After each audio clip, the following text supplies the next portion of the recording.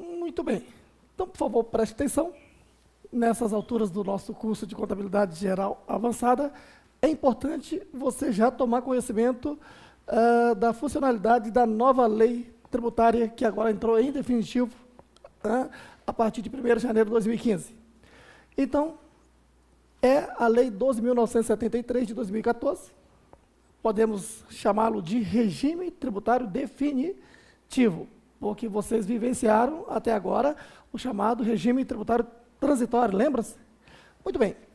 Para que a gente possa estar falando desse regime tributário definitivo, é importante alguns pontos a serem observados. Primeiro, vamos fazer aqui um histórico de um paralelo entre a lei societária e a lei tributária.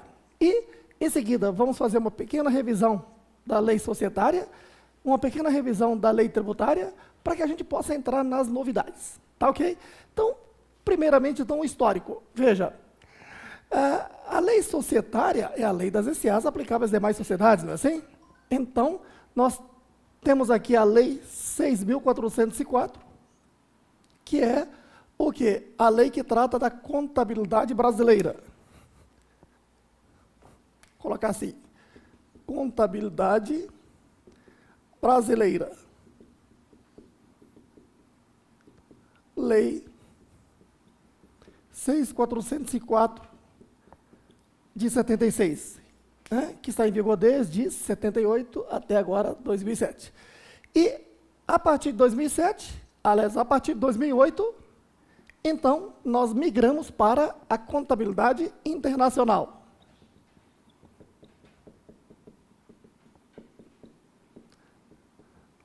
Com o intuito da padronização universal da contabilidade, não é isso? Então, surgiram alterações no texto da Lei 6.404, por meio da Lei 11.638 de 2007 e também Lei 11.941 de 2009. Lembrando que a lei é de 2009, mas que entrou em vigor lá em 2008, por meio da medida provisória 449 de 2008. Certo. E essa contabilidade continua. E vai continuar sempre. Paralelamente a isto, veja que até 2007, a legislação tributária era o regulamento do imposto de renda, o decreto 3.000 de 99. Certo? Lembrando que essa lei só veio a ser alterada agora em 2014. E esse período todo que entrou em vigor a contabilidade internacional. Então, o que acontece? A lei, o regulamento do imposto de renda permaneceu.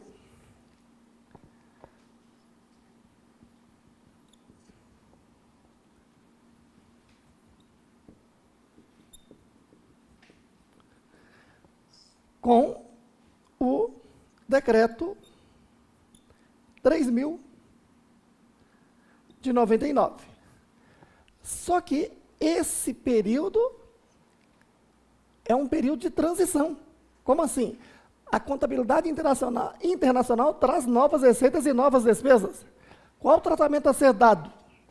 Ora, aplico o regulamento antigo? O regulamento antigo previa isto? Não. Lembrando que a nova lei 11.638 tem um projeto maior. Qual é? Inserir o Brasil no processo de universalização da contabilidade. Então, não poderia a lei tributária chegar aqui e atrapalhar o processo. Como? Chegar e querer tributar a nova receita. Por isso, na lei 11.638, lá no artigo 177, foi colocado um dispositivo de que as contas de resultado decorrente dos novos critérios não terão efeito tributário. Por isso, foi necessário criar aqui o regime tributário de transição. Está lembrado? Qual é o objetivo do regime tributário de transição? Anular as novas receitas e despesas. Por exemplo, na contabilidade antiga, nós não tínhamos a despesa de perda por impairment. Na nova contabilidade, passamos a ter. Essa despesa é dedutível? É indedutível? Não, a lei tributária está dizendo, ó, não estava previsto, mas continue fazendo contabilmente e para fins tributários. Se entrou na DRE subtraindo, anule num livro próprio para o RTT, que não é o LALU, é o FECONTE. Um livro próprio criado para isso, certo? Muito bem, então, você que já entende de imposto de renda, ora, a partir de 2008, então, o que acontece? A empresa elabora a demonstração do resultado, apura o lucro antes do imposto de renda, leva lá para o FECONTE, anula novas receitas e novas despesas e traz, encontra-se ali o novo lucro antes do imposto de renda. Esse lucro antes do imposto de renda é o que se apuraria pela lei de 2007. Certo aí? E aí, então, se faz os ajustes regulares de adições, exclusões e compensações para se chegar à base de cálculo do imposto de renda. Tá bom. Se RTT é regime tributário de transição, ele tem que ter uma data para acabar. Não se marcou essa data. Porém, quando chegou agora, final de 2013, o governo queria até prorrogar isso, mas houve uma pressão muito grande e teve, então, que editar uma medida provisória para extinguir o RTT e trazer o quê? O novo regulamento do imposto de renda, a nova lei tributária, que é a lei que vamos tratar aqui hoje, a lei 12.973. Então, veja, a questão é o seguinte, a lei 12.973, ela vai entrar em vigor em 2015, em definitivo, certo? Então, a nova, vou colocar assim,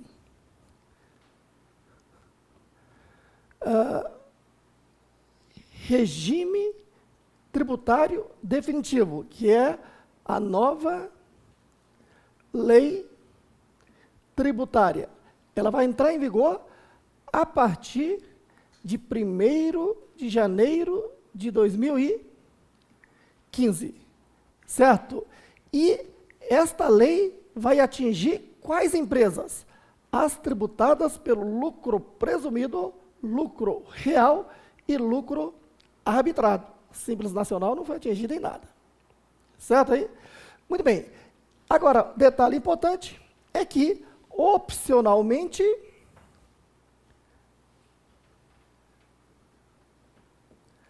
a empresa pode antecipar a aplicação do novo critério tributário a partir de 1º de janeiro de 2014. Para isto, é necessário fazer essa opção na apresentação da DCTF.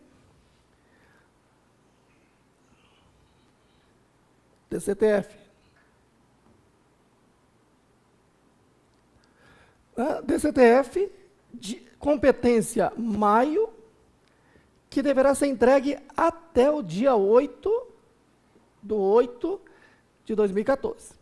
Certo? Então, nessa oportunidade, a empresa que quer antecipar, ela deve fazer a opção. Certo aí? Aí você diz, mas por que o governo está dando esse critério de antecipar? Claro, a antecipação, como regra geral, é pró-fisco.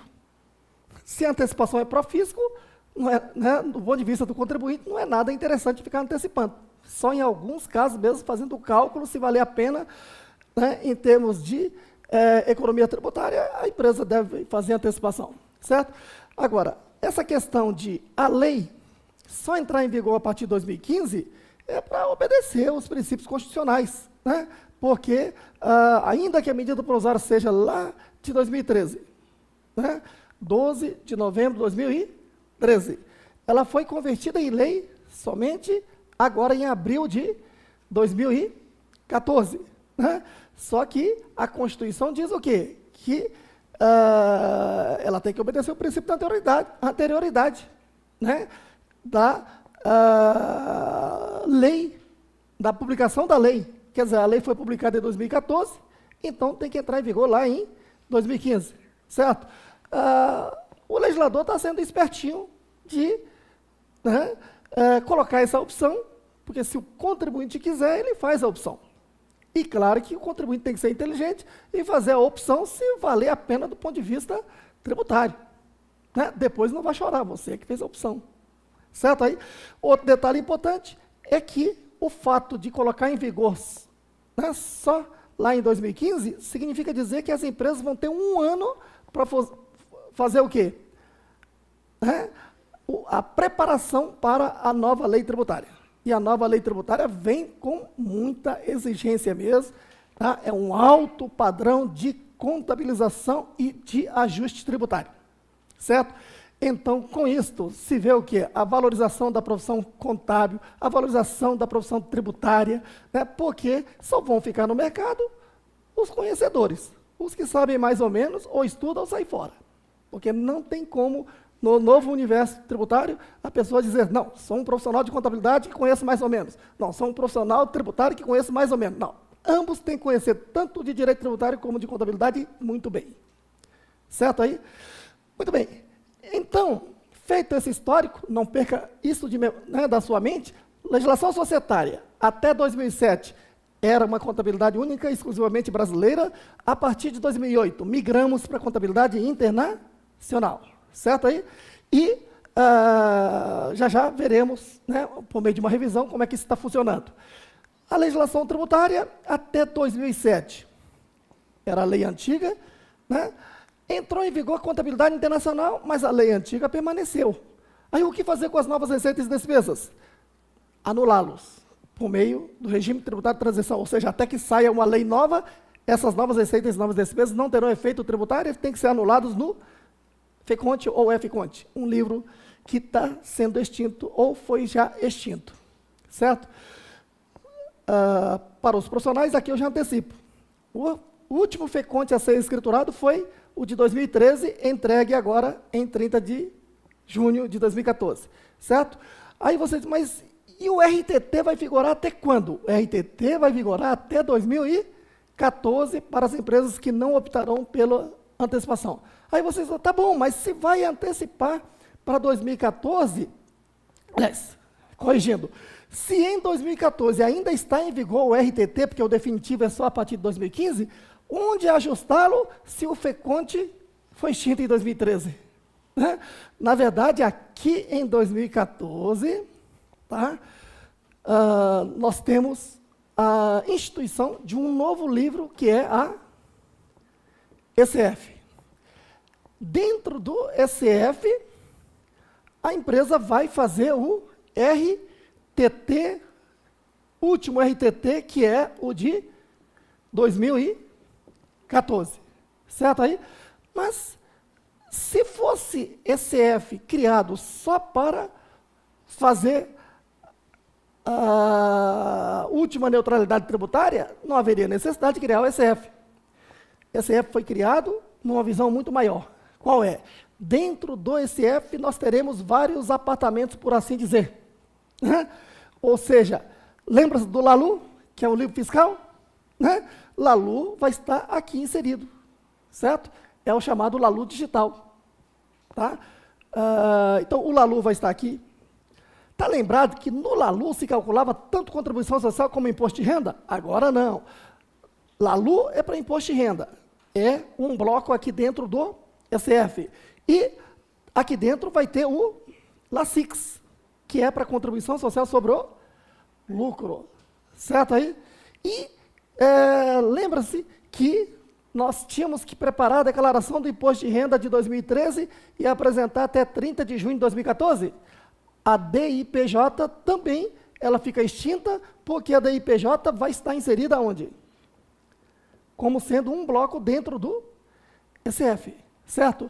E ECF é um livro obrigatório para todas as pessoas jurídicas, certo aí? Exceto as do Simples Nacional. Tá? Isso quer dizer que quem está no lucro presumido também está obrigado a ECF. Tá? E um detalhe importante, a ECF, ela atinge aí até mesmo as empresas lá da sociedade simples e também as entidades sem fins lucrativos, viu? Tá? Muito bem. Evidentemente que no momento oportuno vamos estar falando um pouco, né, mais detalhadamente dessa figura. Tá bom.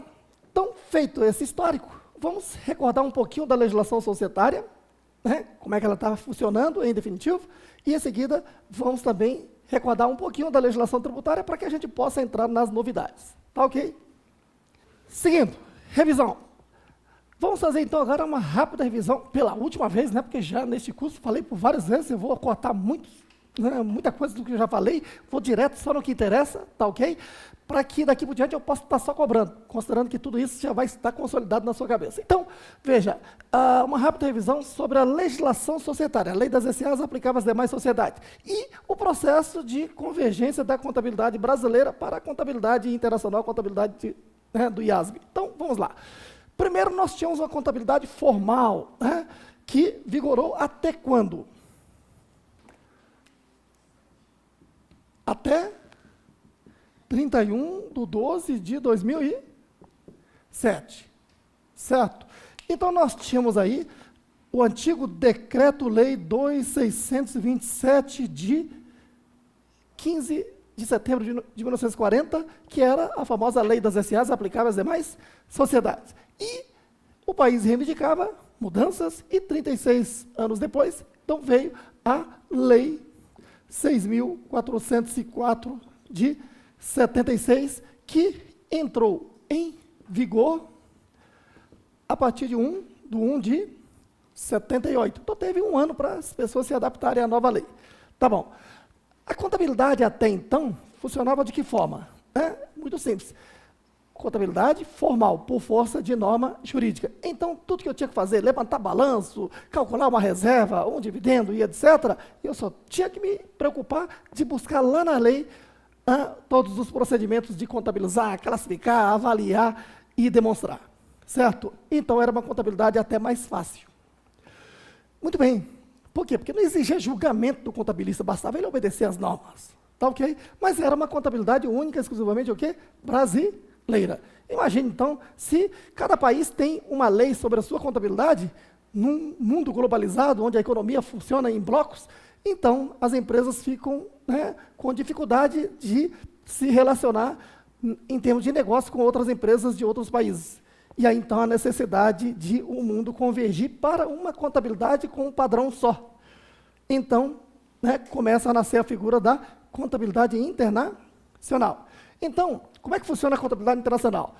Lá em 1973, né, não vamos voltar mais do que isso, 10 países do mundo se reuniram onde? Em Londres,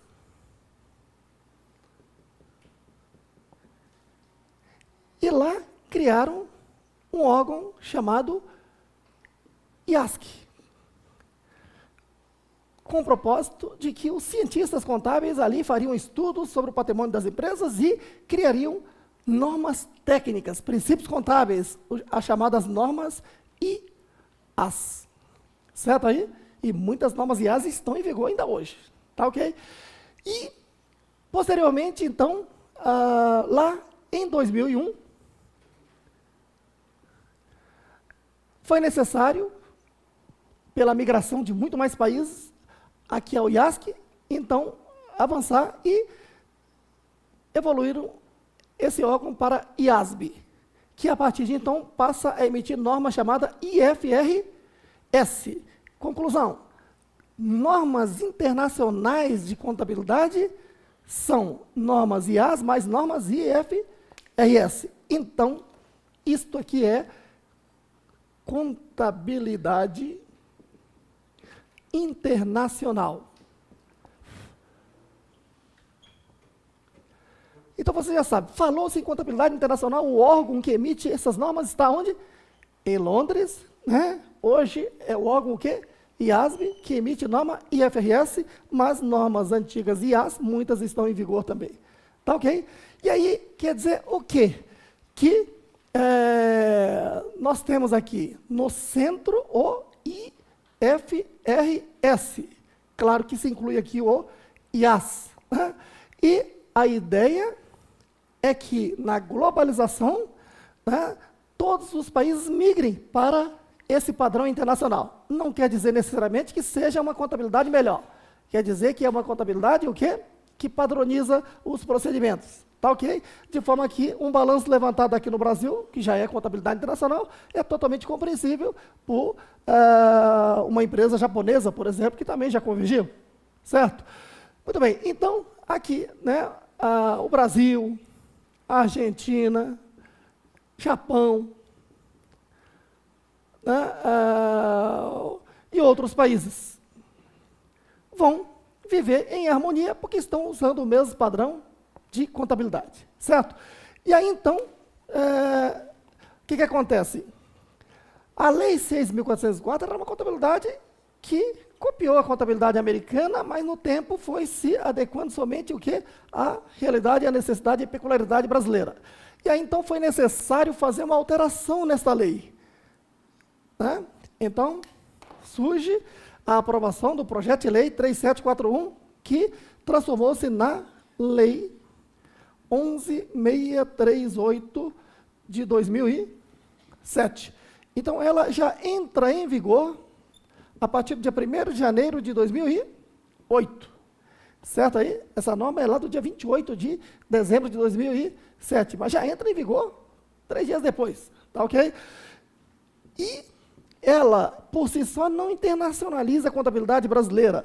Ela possibilita a convergência para a contabilidade internacional. Agora, como se dá esse processo de convergência para a contabilidade internacional? Então, a norma está dizendo o quê? Né? Que é necessário um órgão independente, autônomo, né, que tenha a maioria contabilistas para emitir normas. E nós já temos aí, né, criado, que é o Comitê de Procedimentos Contábeis, o famoso CPC. Certo? Então, o CPC faz estudos e emite normas técnicas. Certo? Por meio de uma resolução de 2005, lá do Conselho Federal de Contabilidade, foi criado o comitê. Tá? Aí, o que acontece? Essas normas, o comitê emitia por meio de seus estudos próprios. Só que, a partir de 2008, olha, a partir de 2008, o que o CPC faz? Ela importa as normas IAS e IFRS, certo? Então, olha, ela importa essas normas aqui e transforma, faz estudos, adaptações, etc., e transforma em normas técnicas chamadas, por exemplo, CPC 01. 01 trata de quê mesmo? Estão lembrados? Estou testando vocês, hein? Impairment. Né? Outras normas. CPC 26, que trata de quê? Apresentação de demonstrações financeiras. CPC 30, trata de quê? Receitas, e assim vai. Nós temos, atualmente, né, 46 CPCs. É bom você guardar o número de CPCs que existem atualmente. Por quê? Porque quando entra em vigor a nova lei tributária, novos CPCs que virão, vai ter um procedimento diferente. Então, já guarde bem o que é que existia de CPCs até então. Então, são 46 CPCs, mais o quê? 19 ICPCs e meia dúzia de OCPCs. Né? Orientação em CPCs. São as normas técnicas que nós temos aí. Tá ok? Essas são normas que existiam ali no dia, que dia? No dia em que surgiu a medida provisória 627, né? Em que data? 12/11 de 2013. Essa medida provisória que se converteu nessa nova lei tributária. Tá ok? Então, até aquele momento, nós tínhamos esses CPCs, e atualmente não mudou em nada ainda. Tá ok? Tá bom. Agora, de nada adianta simplesmente o CPC, o comitê, emitir normas técnicas, porque a norma técnica por si só não tem legitimidade, certo aí? É necessário que o comitê faça convênio com quem? Com os chamados órgãos reguladores.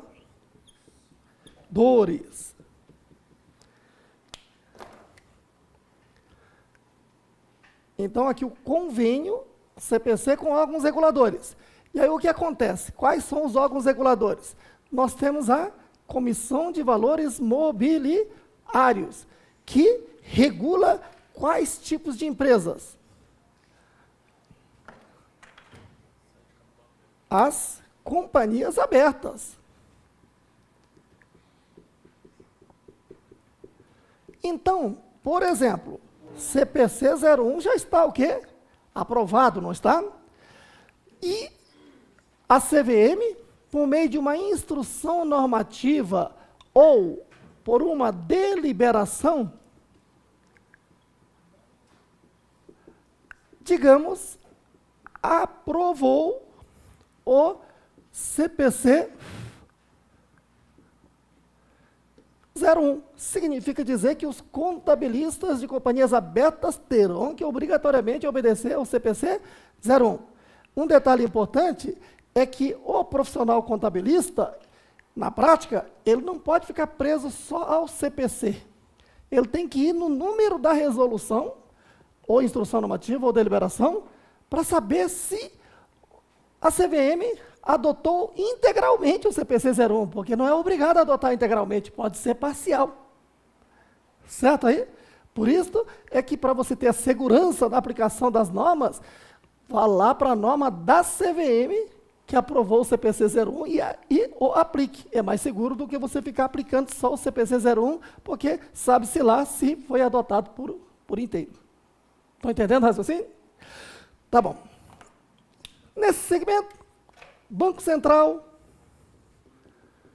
para as instituições financeiras, né, a SUSEP para as empresas de seguro privado, né, as agências reguladoras diversas, né, ANEEL, etc.